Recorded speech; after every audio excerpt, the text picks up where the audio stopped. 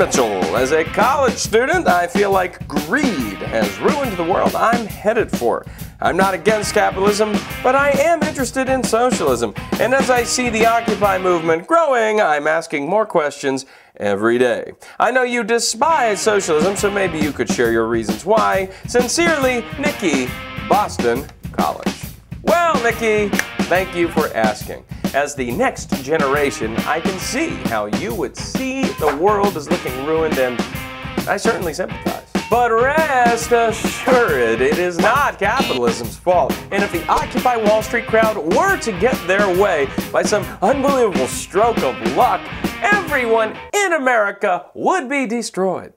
For the record! Nikki, when I hear greed blamed for all of the world's problems, I'm reminded of a question posed by the great Milton Friedman, my Bostonian buddy. Do you think that socialist countries are not run by greed?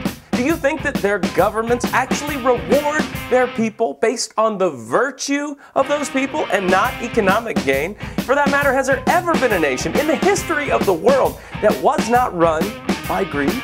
Recognize that people are self-interested, especially your Occupy activists. They're all hypocrites, blogging about their drum circles on iPads that capitalism built. They go to sleep in tents the capitalist companies produce. They're all hypocrites, just like all socialists who claim to fight for the oppressed when all they really care about is what's in their bank accounts. They're not out there demanding that our taxes be used to feed all the people in Africa. No, they're demanding that our taxes be used to pay off their stupid student loans. Do you think that these protesters are angels? That they couldn't be bribed to just pick up their stuff and go home?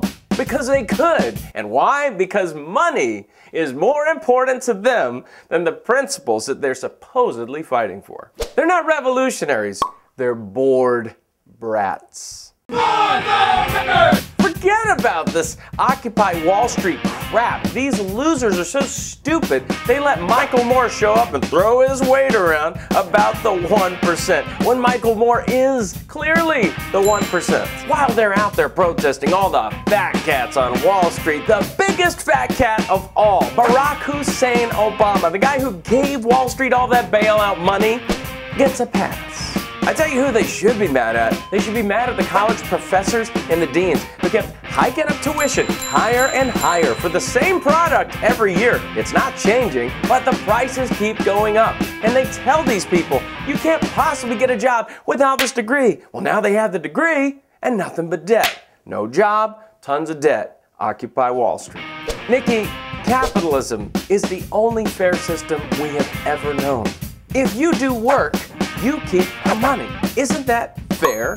Isn't that just? And if a person walks up to you with a gun and says, I'm gonna take that money, I think I can redistribute it to people who need it more than you after I take my cut, of course. Isn't that unfair? Isn't that unjust? Nikki, whether you live in a capitalist system or a socialist system, it matters not. People are still gonna be greedy. It all comes down to one simple question. Are you smart enough to make decisions for yourself, or do you need a greedy stranger to make them for you? For the record!